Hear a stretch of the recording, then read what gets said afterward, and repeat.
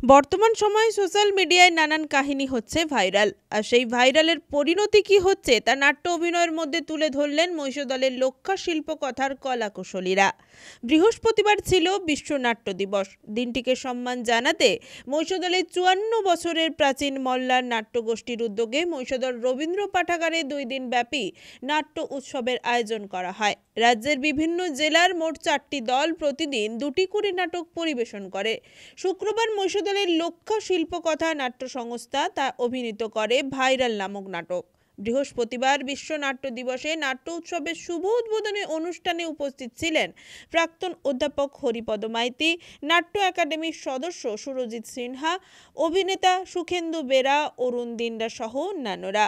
মহিষদলের লক্ষা শিল্পকথার director উত্তম দাস জানিয়েছেন, বর্তমান সময়ে তারা প্রায় সকলেই প্রতিনিয়ত মন্তব্য করে থাকেন Facebook, WhatsApp, YouTube, Twitter, IMO ইত্যাদি বিভিন্ন অ্যাপসের মাধ্যমে কোনো অপ্রয়োজনীয় ঘটনার ভিডিও। মহিষদল লক্ষা শিল্পকথার ডাইরেক্টর উত্তম দাস এই বিষয়ে জানিয়েছেন, বর্তমান সময় তারা প্রায় সকলেই সোশ্যাল মিডিয়ায় মজে গিয়েছে। এই সোশ্যাল মিডিয়ায় কত মানুষকে যে সর্বনাশের দিকে ঠেলে নিয়ে যাচ্ছে আর তার পরিণতি মৃত্যুতে পৌঁছচ্ছে। মহিষদলের শিল্পকথা তাদের নাটক ভাইরাল নাটকের মাধ্যমে মানুষকে সচেতন করার বার্তা তুলে ধরেছেন। তাই সচেতন হওয়া মানুষের খুব দরকার। আমার মেয়ের বেলায় তো সেরকম মনে হচ্ছে না। ম্যাডাম, আপনি আমাকে অযথা ভুল বুঝছেন। আপনার যে একজন মেয়ে আছে এবং সে হারিয়েও গেছে, সেটা আপনার থেকে জীবনেই প্রথম আমি শুনলাম। এতক্ষণ ধরে ওনার সঙ্গে আমার এত কথা হয়েছে, আপনি জিজ্ঞেস করে দেখুন এ ব্যাপারে উনি মৃত্যু বিষয়েও কিছু আমায় জানান।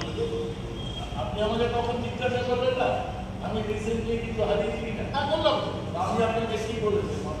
হ্যাঁ স্পষ্ট মনে আছে। আপনি আমাকে বললেন যে আপনাদের বাড়িতে যিনি কাজকর্ম দেখাশোনা করতেন তার মাথাটা খারাপ হয়ে গেছিল, তার বাড়ির লোকদের সেটাকে নিয়ে গেল। ভদ্রলোক প্রায় ২০ বছর আপনাদের সঙ্গে ছিল। ভদ্রলোকের নাম মুকুন্দ।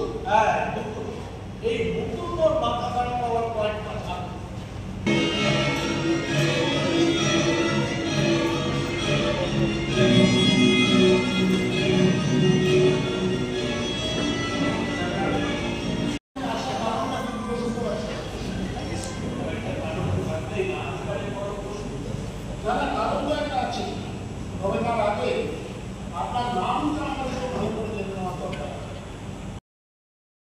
রঞ্জন মাইতির রিপোর্ট, খবর BCBS।